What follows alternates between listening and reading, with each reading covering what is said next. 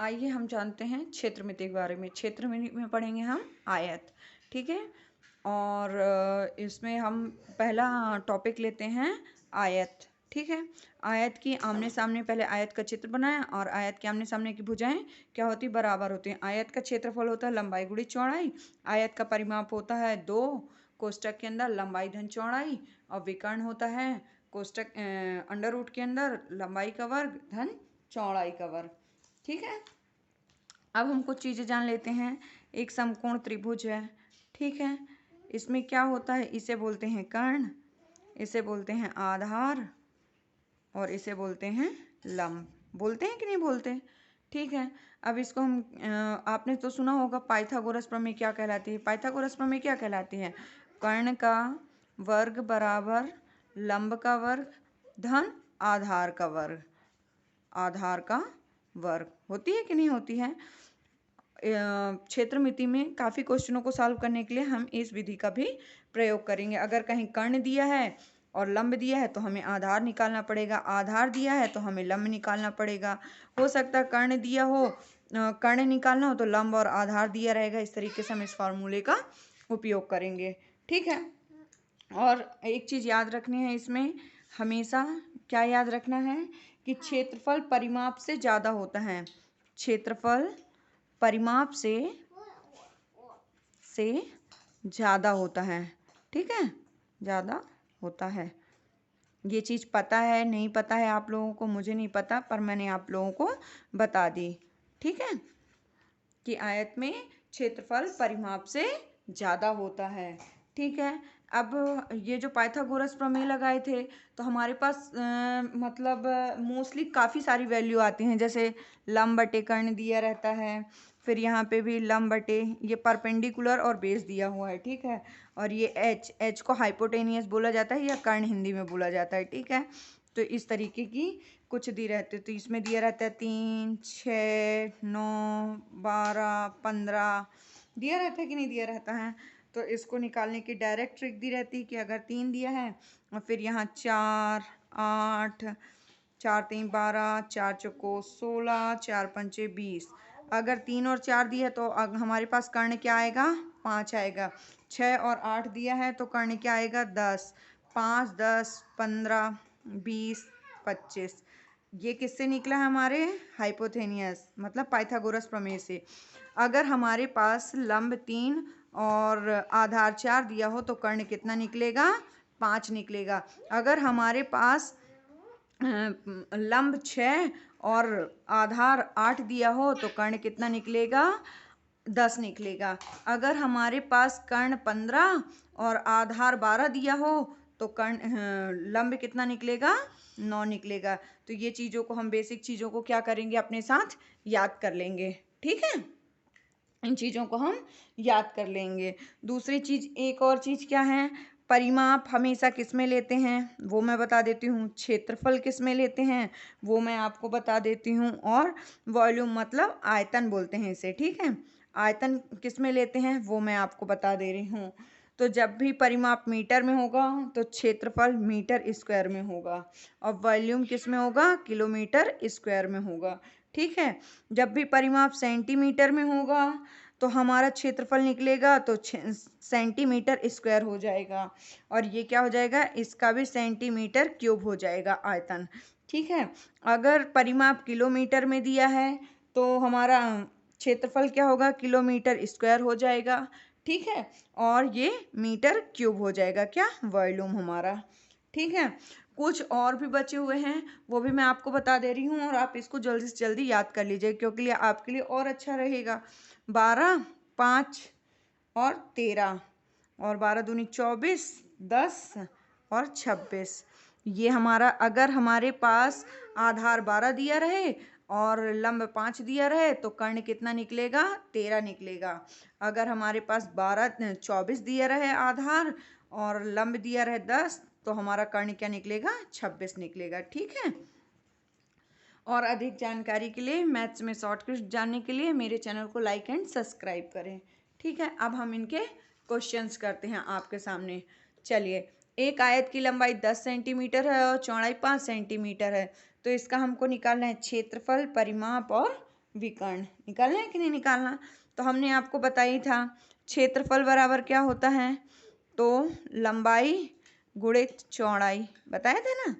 तो हम इसको क्या कर सकते हैं, 10 गुणित 5 बराबर कितना हो गया 50। मीटर में दिया है तो क्षेत्रफल हमेशा क्या आएगा, मीटर वर्ग में आएगा। अब परिमाप निकालना है तो परिमाप क्या होगा हमारे पास, तो हमारा इस परिमाप क्या निकलेगा, 2 into L plus B. L का मतलब क्या होता है, लंबाई और चौड़ाई। तो 2 लंबाई है 10 और ये 5, 15 हो गए। तो ये कितना हो जाएगा, 2 गुणित 15 बराबर कितना हो गया 30। हुआ कि नहीं, इसमें गुणा कर देंगे। और परिमाप हमेशा किस में आएगा, किस में आएगा, मीटर में दिया हुआ है तो ये क्या आएगा, मीटर ही आएगा। अब विकर्ण निकालना है तो विकर्ण का फॉर्मूला तो सबको पता होना चाहिए पहले से। विकर्ण क्या होता है, अंडर रूट के अंदर एल का स्क्वायर प्लस बी का स्क्वायर।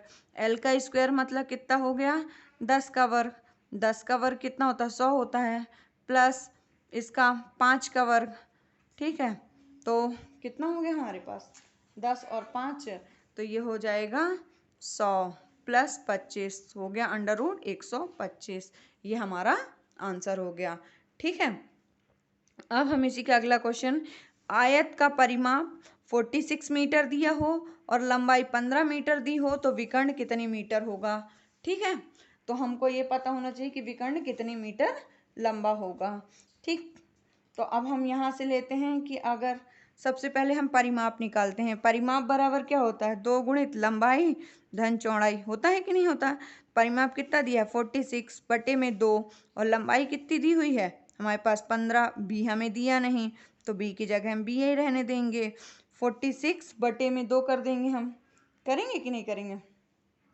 ठीक है, तो हम इसको क्या करेंगे, बटे में 2 कर देंगे तो ये हो जाएगा 15 प्लस बी, होगा कि नहीं होगा। ठीक, अब यहाँ से अगर इसको ऐसे भी कर सकते हैं ना, 46 बराबर कितना हो जाएगा 30 प्लस 2 भी, होगा कि नहीं होगा। अब इसको सॉल्व करेंगे, 46 माइनस 30 बराबर 2 बी। तो अब इससे हम घटाएंगे 30, 16 आएगा बटे में 2, तो बी बराबर कितना आएगा हमारे पास 8 आएगा कि नहीं आएगा। ठीक है, तो बी बराबर कितना आया हमारे पास 8 आया। ठीक, अब हमें क्या निकालना है, अब इसको हम निकालेंगे तो एक वैल्यू हमारे पास 15 का वर्ग हो गई और दूसरी हो गई 8 का वर्ग मतलब 64। लंबाई हमारे पास 15 दी हुई थी, चौड़ाई हमने क्या निकाली है, ये चौड़ाई निकली है ना।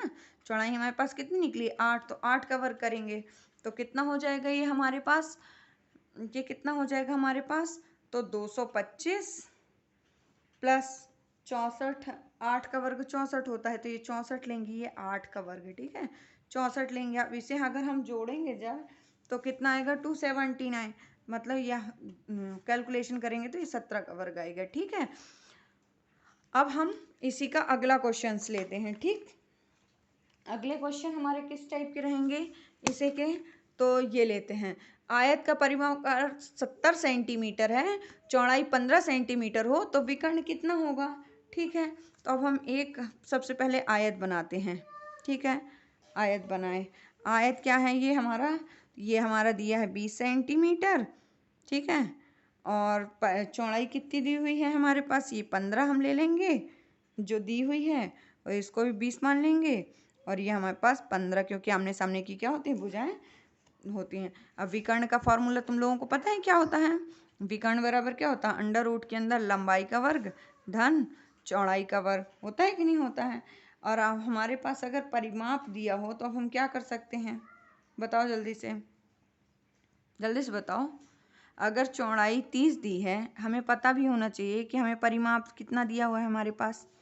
परिमाप बराबर क्या होता है, 2 कोष्टक के अंदर एल प्लस बी, होता है कि नहीं होता है। अगर हम परिमाप बराबर लेंगे, परिमाप कितना दिया हमारे पास 70, तो 2 गुणित एल इंटू 15, हुआ कि नहीं हुआ। अब हम इसे क्या कर सकते हैं कि 70 और 2l प्लस 30, इससे घटाएंगे तो 40 बराबर 2b एल आएगा, काट देंगे तो क्या आएगा 20l आएगा कि नहीं आएगा। तो ये हमारी क्या हो गई 20l, ये हो गया। ठीक है, अब हम इसको क्या करेंगे, विकर्ण निकालना, तो विकर्ण का फॉर्मूला क्या होता है, 15 का वर्ग प्लस चौड़ाई क्या निकली है 20, चौड़ाई हमारे पास 15 है और लंबाई हमारे पास कितनी निकली है 20, तो हम क्या कर देंगे 20 का वर्ग। करेंगे कि नहीं करेंगे? तो अब हम इनको आपस में कर लेंगे। तो 15 का वर्ग 225 और 20 का वर्ग कितना होता है? 20 का वर्ग जल्दी से बताइए कितना होता है? 400। और इसको हम सॉल्व कर लेंगे तो ये कितना आएगा? 825। तो ये हमारा आंसर हो जाएगा। ठीक है।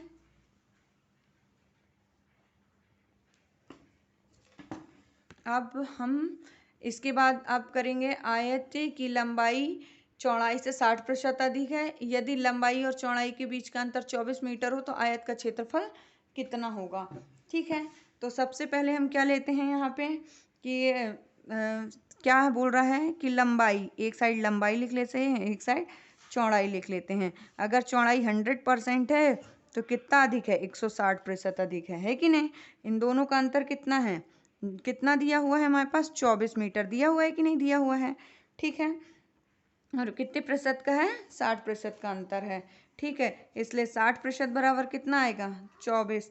इसलिए 24/80 60 गुणित 100। तो ये कट जाएगा। ठीक है। कितना आएगा? 40 मीटर आएगा। ठीक। अब हमारे पास चौड़ाई कितनी आ गई है? चौड़ाई हमारे पास कितनी आ गई है? 40 मीटर। और लंबाई कितनी आ गई है? तो 40 + 24। 24 क्यों है? क्योंकि इनका अंतर है। ठीक है। तो ये कितनी हो गई? 64। अब हमसे पूछा है क्षेत्रफल, तो क्षेत्रफल बराबर क्या होता है? लंबाई गुणित चौड़ाई। होता है कि नहीं होता है? तो लंबाई हमारे पास कितनी है? 40 और चौड़ाई कितनी है हमारे पास? 40। चौड़ाई हमारे पास 40 है और लंबाई हमारे पास कितनी है? 64 है। इनका हम गुणा करेंगे। 256 और एक जीरो का ये जीरो आ गया। तो ये हमारे पास क्षेत्रफल निकल आया। Thank you. मेरे चैनल को लाइक एंड सब्सक्राइब करें।